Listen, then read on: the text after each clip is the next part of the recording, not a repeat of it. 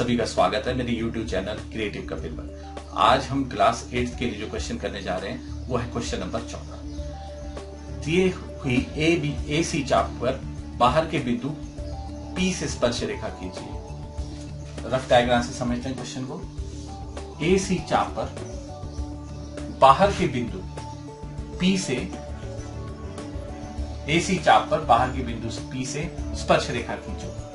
P से खींचनी है, कहां पे खींचनी है? ए बी ए सी रेखा के ऊपर हमने एक स्पर्श रेखा खींचनी है। तो ये P बिंदु बाहर दिया हुआ है, जो हमारे पास प्रश्न में दिया हुआ है हम ले लेते हैं।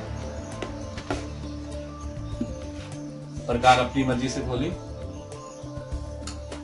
जहां इसका केंद्र बिंदु है उस तक नीचे लाने की कोशिश नहीं करनी है।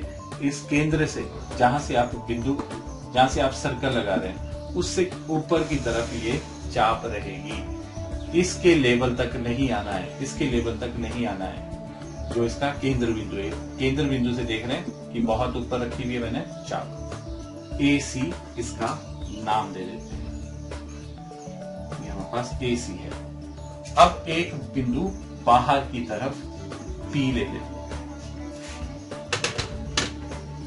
ए और सी को आपस में मिला देना है। ए और पी को मिलाने से ये हमारे पास एक जो रेखा आएगी, ये रेखा जरूरी नहीं है कि सी बिंदु से भी गुजरे। ये हमारे पास सी से गुजर भी सकती है, नहीं भी गुजर सकती।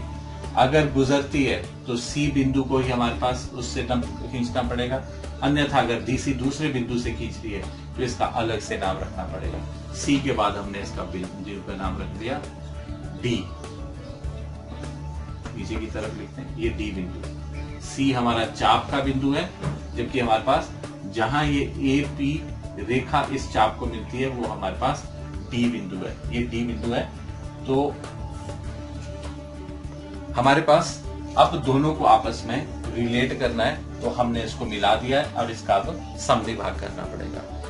ए पी का हमने समद्वि भाग करना है।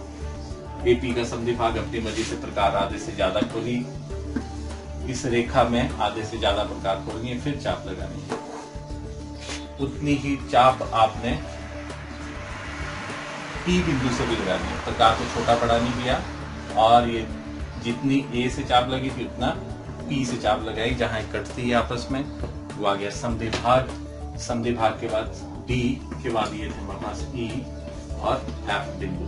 ई और एफ बिंदु को आपस में मिला देना है। ये आ गया इसका इस भुजा का केंद्र बिंदु एफ।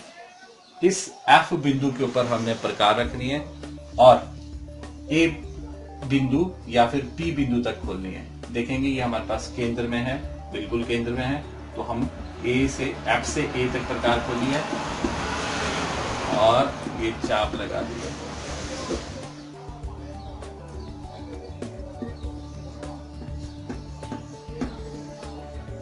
ये हमने चाप लगा दिया। अब इसके बाद नेक्स्ट क्या होता है कि हमने एक लंब खींचना है डी बिंदु से। जहां हमने ए पी रेखा को आपस में मिलाया था उस समय इस चाप के ऊपर कहीं पे काटती थी, वो डी बिंदु था। इस डी बिंदु से हमने क्या करना है? लंब उठा देना है। अगर आपके पास सी बिंदु इसी से होके जा रहा है, इस चाप के ऊपर ही मिल रहा है, तो हमने सी बिंदु से लंब खींचना है। पर मेरा सी बिंदु काफी नीचे है, डी बिंदु ऊपर है, तो हमने जहां ये चाप और ये रेखा आपस में मिलती है वहां से 90 डिग्री का कोण खींचना है। 90 डिग्री का कोण खींचने का हमारे पास दो तरीके हैं। वैसे तो हम डी से भी खींच सकते हैं, सेट स्क्वायर से भी कर सकते हैं, या फिर हमारे पास प्रकार है। प्रकार वाला मेथड हमारे पास ये है।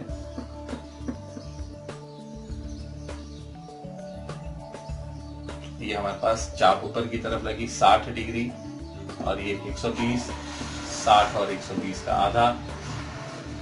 ये हो गया हमारे पास।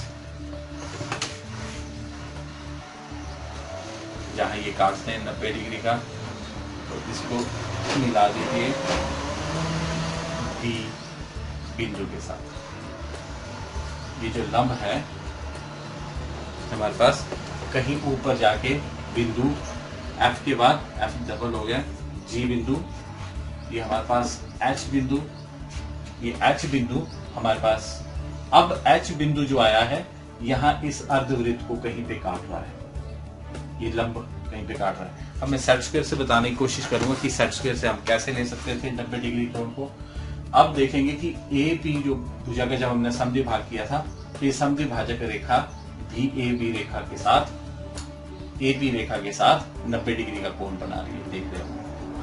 हम इसके पैरेलल भी ये डी बिंदु के ऊपर एक रेखा ले सकते थे अगर हमारे पास डी पर हमारे पास प्रकार से पूरा क्वेश्चन करने की कोशिश करनी है। कई बार इसको चीटिंग मान लिया जाता है पेपर में, तो वैसे आप व्यवहारिक रूप में इसमें सेट स्क्वायर यूज कर सकते हैं या फिर आप इसमें डी का यूज कर सकते हैं, पर यहाँ पे आपने एग्जामिनेशन में हमेशा प्रकार का ही यूज करना है ताकि देखने वाले को इसका प्रॉपर मेथड पता चल जाए कि आपने 90 डिग्री का ही कोण बनाया हुआ है।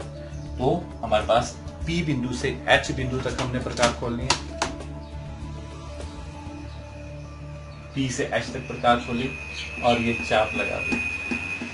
देख रहे हैं P बिंदु पर प्रकार रखी है और H तक छोटी चाप लगा दी। ये H कहीं, ये जो चाप लगी ये I बिंदु पे काट रही है, इस चाप को कहीं I बिंदु पे काट रही है। जहां ये I बिंदु आया है, अब इसको हमने P बिंदु के साथ मिला देना है।